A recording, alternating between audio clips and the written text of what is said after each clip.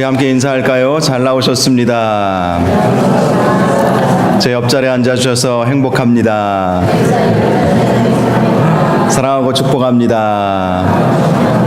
네, 감사합니다. 오늘 말씀은 말씀대로 사는 부부, 말씀으로 세워지는 가정이라는 주제로 가정주일 예배 말씀을 함께 나누도록 하겠습니다. 어느 동네에 두 집이 이웃에 살고 있었습니다. 한 집은 시부모님을 모시고 사는 가족이었고 또 한 집은 부부만 단촐하게 살고 있었던 집이었습니다. 그런데 이상하게 시부모님을 모시고 사는 가정은 항상 화목하여서 웃음꽃이 피는 거예요. 그런데 부부만 사는 가정은 부부싸움이 항상 잦았던 것입니다. 그래서 이 부부가 이웃집의 화목한 모습을 보고 크나큰 의문을 가지지 않을 수 없었던 것입니다.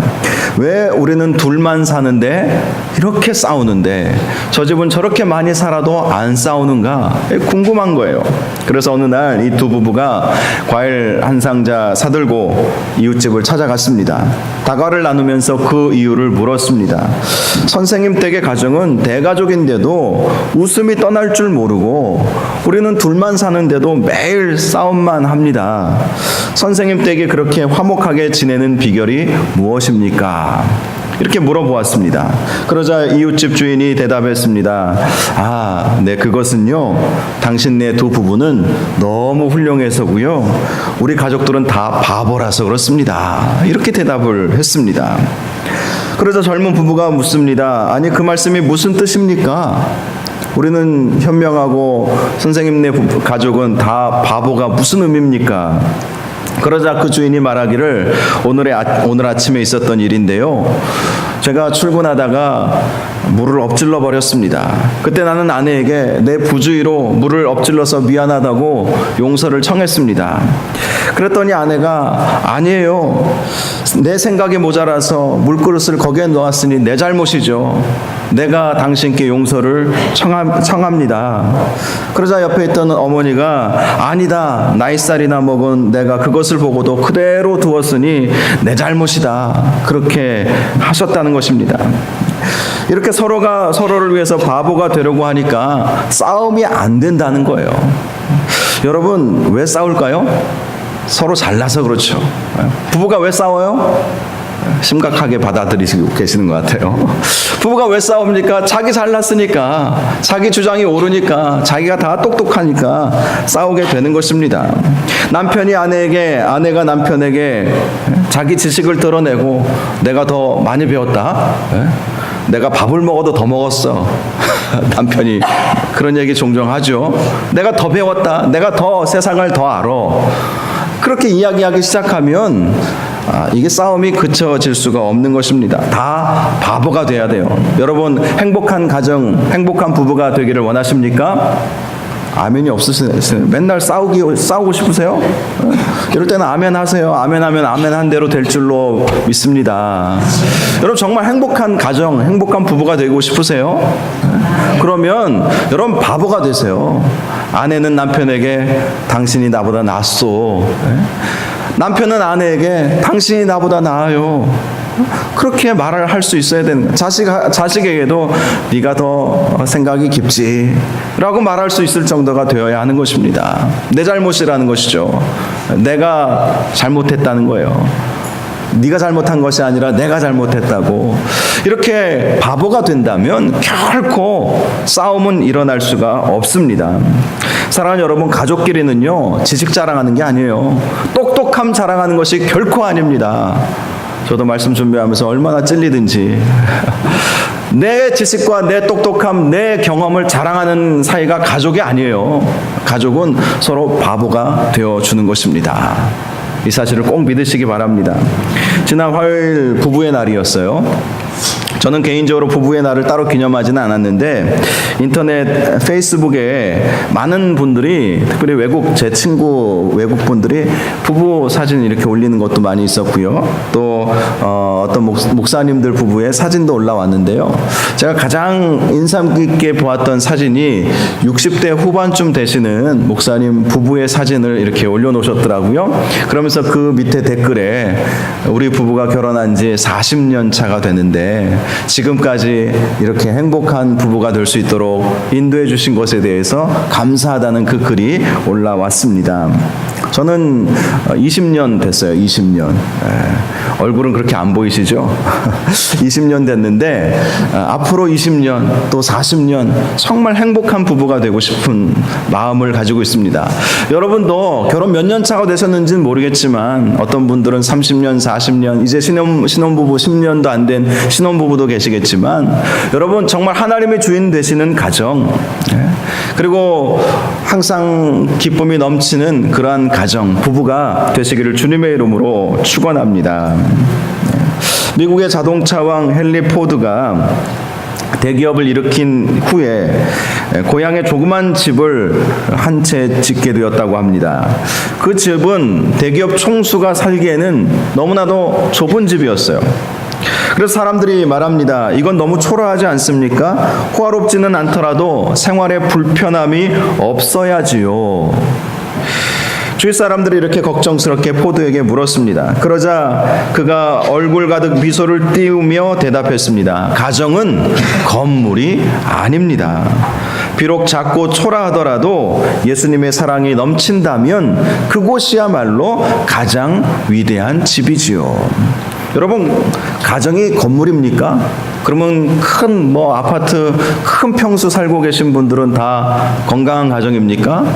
작은 집에 살고 있는 분들은 건강하지 못한 가정입니까? 가정의 행복의 기준은 아파트 평수에 있지 않습니다. 여러분, 가정의 행복은요, 정말 얼마나 서로 사랑하고 있는가, 얼마나 예수 그리스도의 사랑 안에 머물고 있는가, 이게 기준이 되어야 할 줄 믿으시기 바랍니다. 어떤 가정은 요즘 아파트 큰 평수 얻기가 어려우니까 큰 차, 좋은 차, 이렇게 젊은 사람들이 관심을 거기에 돌린대요. 그러면서 멋지게 부부가 그 차 몰고 드라이브 하면서 그런 꿈을 꾼다는 거예요.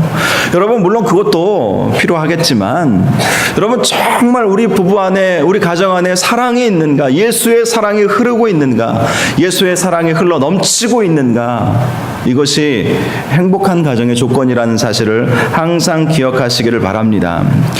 지금도 디트로이트에 있는 헨리 포드의 기념관에는 이런 글이 써 있어요. 헨리는 꿈을 꾸는 사람이었고 그의 아내는 기도하는 사람이었다. 여러분, 남편은 꿈을 꾸셔야 되는 거예요. 하나님께서 가정의 가장으로 남편을 세워주셨잖아요. 남편이 꿈을 꿔야 돼요. 꿈이 없는 인생은 망하고 맙니다.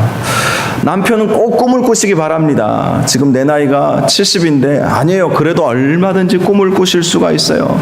꿈을 꾸는 대로 가정은 그대로 나아가는 것 아니겠습니까? 그리고 아내는요, 기도해야 돼요.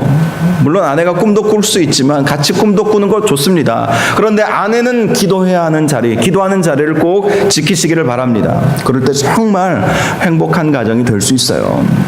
여러분, 남의 가정 보면서 부러워하지 마세요.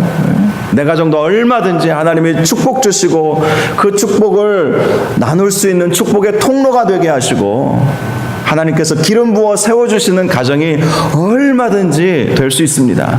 지금도 늦지 않았어요. 결혼 생활 40년 됐어도 얼마든지 가정의 분위기가 바뀌어질 수 있다는 것을 꼭 기억하시고 남편은 꿈을 꾸십시오. 꿈을 잃어버리면 내 가정은 망하는 길로 간다. 아예 그렇게 생각하세요.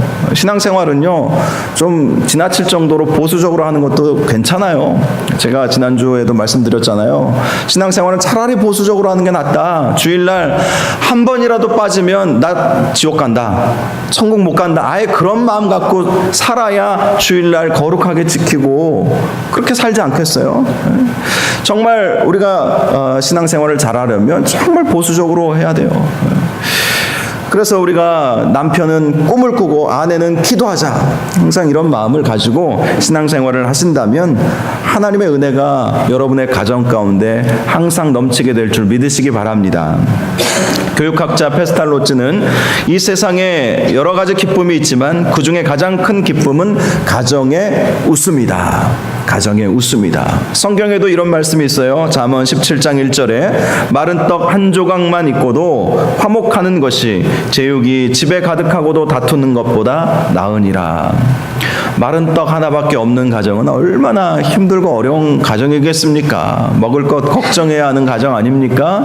그런데 그 가정보다, 그 가정이 제육이 집에 가득하고도 다투는 것보다 마른 떡 하나만 가지고도 행복해가지고 기뻐하고 웃음이 넘치는 그런 가정이야말로 가장 행복한 가정입니다. 그 가정이 나중에 뭐가 돼도 돼요. 자녀가 뭐가 돼도 되는 줄 믿으시기 바랍니다. 행복한 가정 속에서 자란 자녀들은 모난 부분이 많이 없지 않습니까? 폭력적인 가정 밑에서 자란 자녀들은 이 세상 살아면서 왠지 뭔가 막혀 있는 것들을 느끼게 돼요.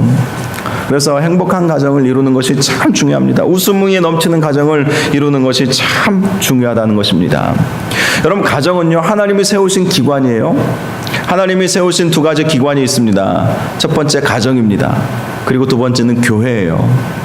여러분, 가정은요, 하나님이 세우신 거예요. 하나님이 주인 되시고 남자와 여자 둘 사이에 하나님께서 중매자가 되어주셨어요. 중매자가. 그런데 하나님을 제껴놓고 산다? 이것은 흔들릴 수밖에 없는 것이죠. 하나님은 우리의 중심이 되어 주셔야 되지 않겠습니까? 그래서 여러분, 하나님이 주인 되시는 그러한 가정 만들어 가시기를 바랍니다. 오늘날 가정 붕괴 시대를 살아가고 있지요. 가족 제도 자체가 흔들리고 있습니다. 아담과 하와로부터 시작된 전통적인 가족 개념이 지금 많이 흔들리고 있습니다. 결혼은 필수였지만 지금은 선택사항이 되어가고 있습니다. 전에 이혼이라는 단어는 쉽게 꺼낼 수 없었지만 지금은 얼마든지 살기 싫으면 헤어지고 있습니다. 그리고 심지어 그렇게 만났다가 헤어질 바에는 차라리 동거만 하자 하는 그러한 젊은이들이 많이 늘어나고 있대요. 동거만 하자. 결혼은 언약이었는데 지금 오늘날 계약 관계로 바뀌어 가고 있습니다. 예전에는 물론 지금까지도 그렇겠지만 건강한 남자와 건강한 여자가 만나서 부부라고 이름을 불려줬습니다. 그런데 지금은 어떻습니까? 남자와 남자가 서로 사랑하고 부부라고 인정해달라는 것이죠. 동성 결혼을 인정해달라는 것입니다. 시대가 점점 전통적인 가족 개념이 흔들리고 있다는 거예요. 그런데 우리는 이러한 시대 윤리에 대한 하나님의 말씀에 주목해야 할 필요가 있습니다. 세상이 그렇게 흘러간다고 그것이 그런가 보다 이렇게 생각해서는 안 된다는 것입니다. 로마서 12장 2절에 보면 너희는 이 세대를 본받지 말고 오직 마음을 새롭게 함으로 변화를 받아 하나님의 선하시고 기뻐하시고 온전하신 뜻이 무엇인지 분별하도록 하라. 이 세대를 본받지 말라고 말씀하고 계세요. 이 로마서가 쓰여졌던 이 시대에도 본받지 말아야 할 일들이 너무나도 많이 있었습니다. 로마는 성적으로 아주 타락했던 나라예요. 로마가 멸망한 이유가 무엇입니까? 그 거대한 제국이 멸망한 이유가 성적 타락에 있었던 거예요. 시대를 본받지 말라는 것이죠. 그리스도인은 그리스도인으로서의 사명이 있고 순결을 지켜야 할 책임이 있다는 말씀인 것입니다. 그리고 에베소서 5장 16절에도 세월을 아끼라 때가 악하니라 라고 말씀하고 있습니다. 세월이 악한 거예요. 세월을 아껴야 되는 거예요. 때가 너무나 악하기 때문에. 사랑하는 여러분, 우리가 살아가고 있는 이 시대가 어떻게 변해가더라도 우리는 말씀 붙잡고 사시기를 바랍니다. 말씀이 중심이 되어야 되는 거예요. 세상이 그렇게 살더라, 남들이 그렇게 살더라, 이웃집이 그렇게 살더라, 이것은 우리의 기준이 될 수가 없습니다. 하나님이 뭐라고 말씀하시는지, 말씀에 뭐라고 기록되어져 있는지 그 말씀 붙잡고 사시는 저와 여러분 되시기를 주님의 이름으로 축복합니다. 그래서 부부관계도 말씀이 기초가 되어야 되는 거예요. 부모와 자녀의 관계도 말씀이 기초가 되어야 흔들리지 않는 가정이 되게 되는 것입니다. 그럴 때 하나님이 복 주시는 거예요. 말씀대로 사는데 하나님께서 왜 복을 안 주시겠습니까? 말씀대로 사는데 하나님께서 왜 관심을 두지 않으시겠습니까? 하나님의 말씀이 여러분 부부 사이의 기준이 되시고 또 여러분의 가정의 기준이 되어가도록 만들어 가시기를 바랍니다. 오늘 말씀을 보면 긴 말씀 우리가 함께 읽었지만 성경적인 부부 관계에 대해서 말씀해 주고 있어요. 어떤 관계입니까? 그리스도와 교회의 관계와 같다는 거예요. 예수님과 교회의 관계가 남편과 아내의 관계와 같다라고 말씀하고 있습니다. 아내들은 남편에게 복종하기를 죽게 하듯 하라 라고 말씀하고 있죠. 복종하라는 것이죠. 교회가 그리스도께 복종하듯이 아내는 남편에게 복종하라. 그런데 요즘 아내들이 남편에게 복종합니까? 시대가 안 그렇다고 하잖아요. 과거 5, 60년 전만 해도 복종했죠. 그냥 매 맞아도 매 맞고 사나보다 그렇게 많이들 살았다고 하지 않습니까? 그전에는 더 하셨겠죠. 여러분, 그런데 그리스도인들은 이 시대를 본받지 말아야 한다고 분명히 말씀하고 있어요. 시대가 그렇다고 그리스도인들이 그렇게 해도 되는 것은 아닙니다. 성경은 분명히 아내에게 말씀하고 있어요. 남편은 굉장히 좋으시죠? 복종하라는 거예요. 아내는 남편에게 복종하라, 복종하라. 어떤 믿음 좋은 아내들은 교회에 충성을 다하죠. 잘 하시는 것입니다. 그런데 성경을 보세요. 죽게 하듯 하라. 교회에 충성하고 봉사하고 헌신하듯이 남편에게 그만큼 하라는 거예요. 그만큼. 그래, 믿음 좋은 아내들은 남편에게도 충성을 다하죠. 남편에게 복종하는 것입니다. 그런데 요즘 남자들 참 불쌍하죠. 제가 남자라서 드리는 말씀이 아니라 요즘 되어지는 세상 모습을 보니까 그렇습니다. TV 하나도 마음대로 못 본대요. 저도 사실 그래요. TV 하나도 제대로 못 봐요. 나이 들면 더 그렇죠. 죄송하지만 삼식이라는 말 최근에 많이 나왔어요. 하루 세끼 집에서 밥 먹는 남자 참 아내들이 싫대요. 그래서 일부러 나가서 한 끼라도 먹어주죠. 저도 삼식이에요. 아시는지 모르겠지만 교회에 제가 출근을 하고 식사할 때 신방 외에는 집에 가서 밥 먹으냐 하루 세끼 먹겠죠. 여러분, 성경은 분명히 아내가 남편에게 복종하라고 말씀을 하고 있어요. 복종하기 싫어도 복종하는 것이 명령인 것을 꼭 믿으시기 바랍니다. 복종하는 것이 명령이에요. 그러면 남편은 어떻습니까? 남편은 성경에 보면 그리스도께서 교회를 사랑하시고 그 교회를 위하여 자기 자신을 내어주심같이 하라라고 말씀하고 있어요. 예수님이 교회를 위해서 어떻게 하셨습니까? 십자가에 달려 돌아가셨어요. 철저한 자기 부인, 철저한 자기 희생, 이걸 통해서 교회를 세우신 것 아니겠습니까? 정말 그런 마음으로 사랑하라는 거예요. 그런데 처음에는 다들 그렇게 사랑하셔서 결혼을 하시는 것 같습니다. 자기 목숨 내어놓을 정도로 그렇게 처음에는 사랑을 하시더라고요. 제 친구가 분당에 살았는데요. 자기 여자친구는 일산에 살았습니다. 서울 수도권 지리를 아시는 분들은 일산과 분당은 끝에서 끝이에요. 지금은 그래도 조금 교통이 편해졌죠. 당시 20여 년 전만 해도 뭐 그렇게 쉽지 않았어요. 그런데 매일같이 남자친구가 여자친구를 데려다 주는 거예요. 지는 분당에 살면서 버스 타고 전철 타고 막 다니면서 데려다 주고 밤 늦게 새벽이나 돼야 집에 오는 것입니다. 제가 물어봤어요. 야, 안 피곤하냐? 안 피곤해. 안 피곤하다는 거예요. 그렇게.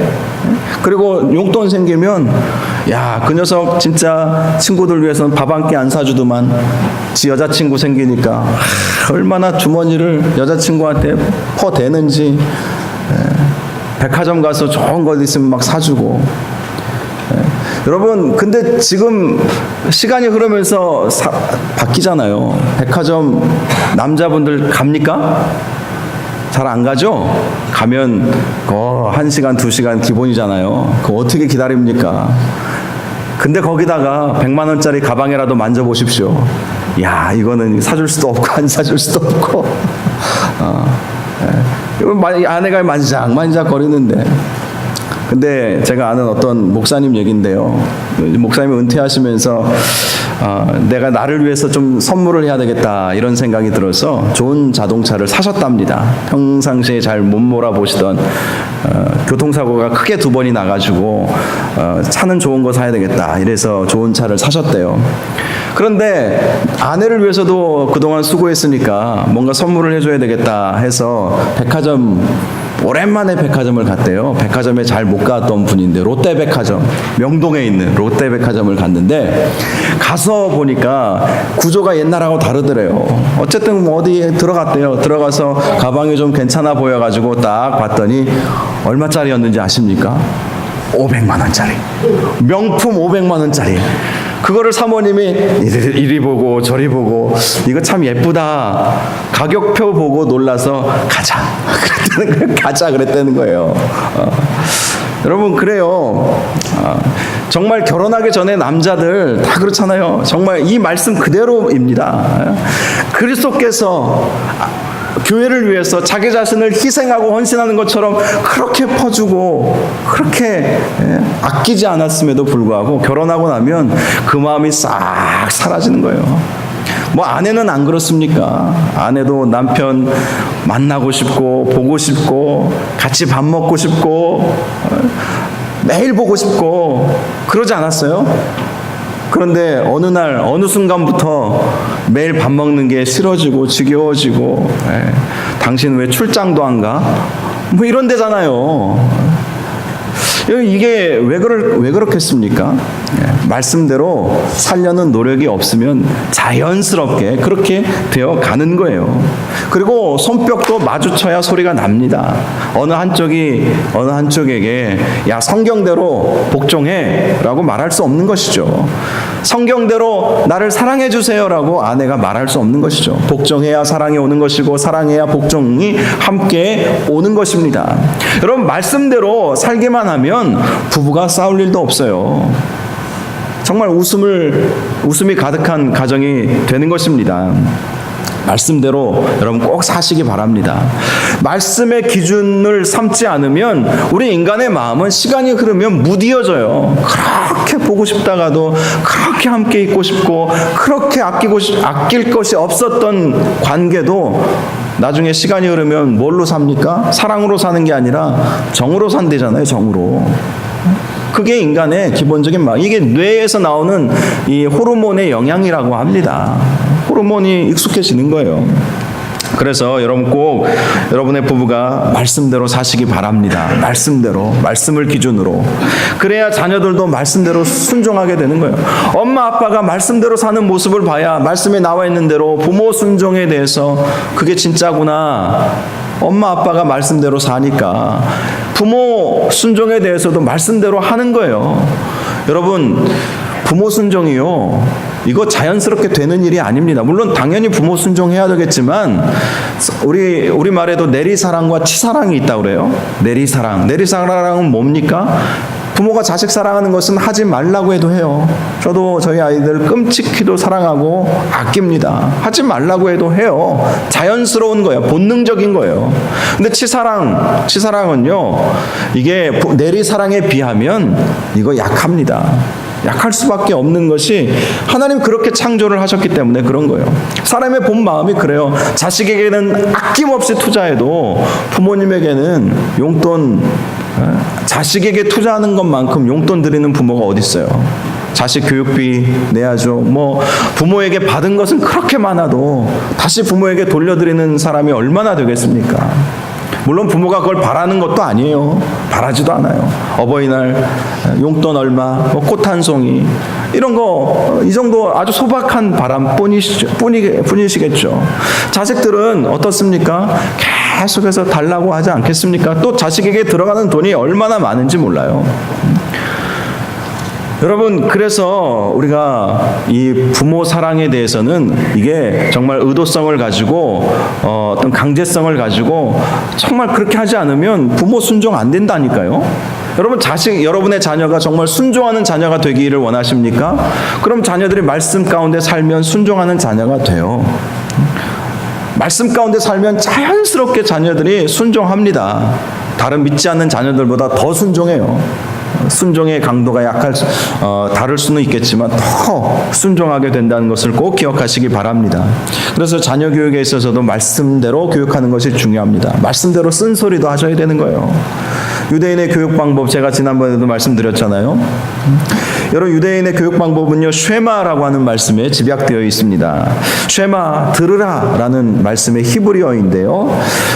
신명기 6장 7절에 이런 말씀이 있어요. 내 자녀에게 부지런히 가르치며 집에 앉았을 때에든지 길을 갈 때에든지 누워 있을 때에든지 일어날 때에든지 이 말씀을 강론할 것이며, 자녀에게 말씀을 지나칠 정도로 강조하라는 거예요. 지나칠 정도 가르치라는 거예요. 집에 앉았을 때든지 길을 갈 때든지 누워 있을 때든지 일어날 때든지 말씀을 자녀에게 가르쳐라. 그래야 자녀들이 성공한다는 거예요. 실제로 말씀 가르치는 유대인들, 제가 전에도 말씀드렸지만 노벨상 해마다 거의 빼놓지 않고 유대인들이 다 받잖아요. 그 얼마 인구 되지도 않은 그 나라, 그 민족, 정말 따져보면 작은 나라예요. 작은 나라. 실제 인구는 우리보다도 더 작아요. 그런데 매년 노벨상 수상자를 배출하고 가장 많은 노벨상 수상자를 배출하는 그 민족이 된 거예요. 왜 그렇습니까? 뭐 다른 점이 있지 않겠습니까? 그 사람들은 무슨 DNA 자체가 똑똑한 DNA를 타고났을까요? 그렇지 않아요. 말씀에 있는 거예요. 하나님 말씀을 심어주니까, 말씀이 기준이 되니까 부모에게 순종도 하는 것이고, 여러분, 말씀이 기준이 되면 그래요, 남을 위해서 살아요. 말씀이 기준이 되면.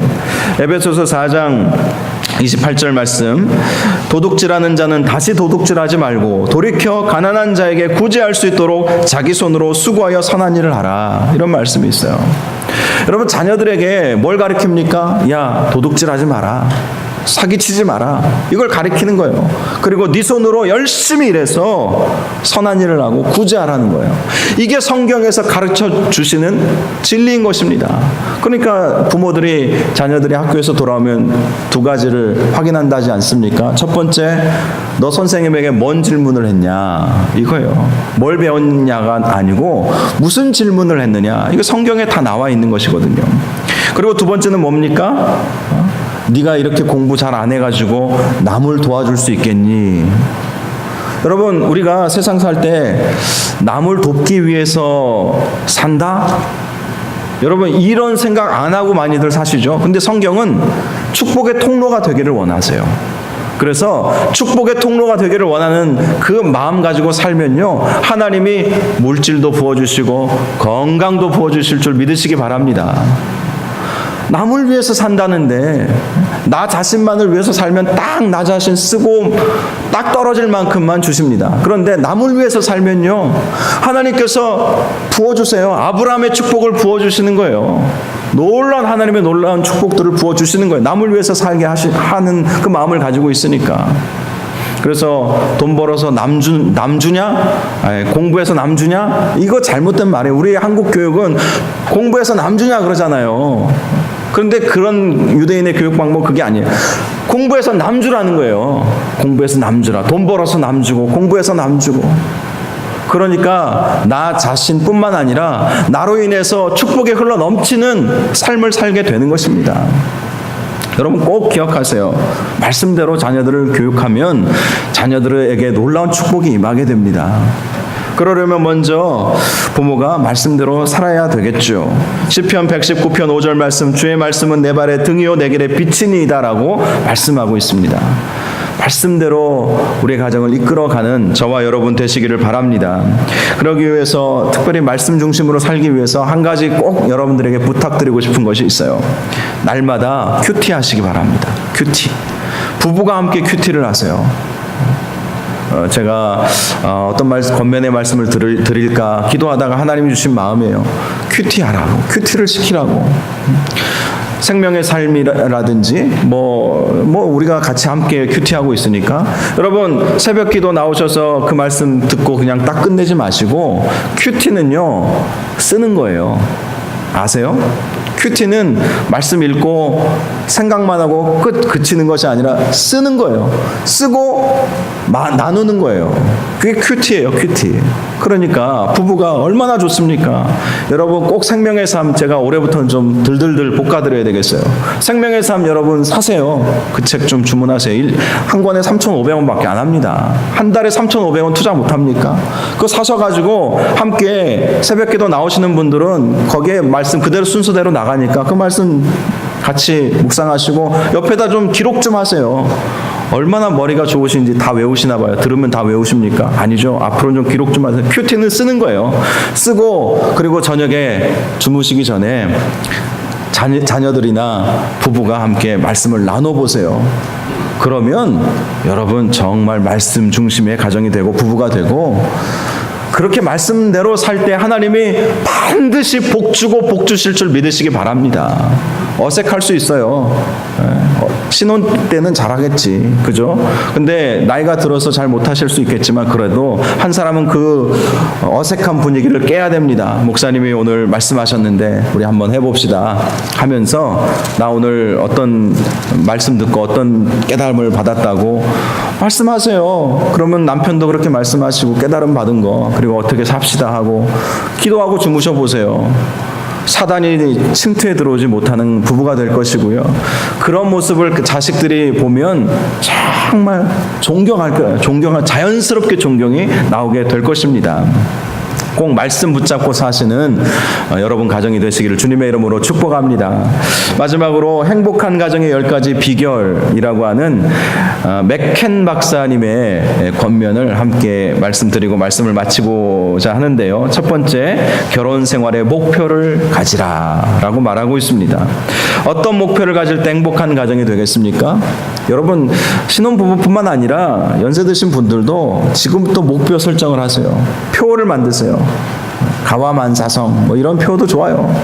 가장 좋은 목표는 하나님이 주인 되시는 가정, 하나님께서 기뻐하시는 가정이 되자.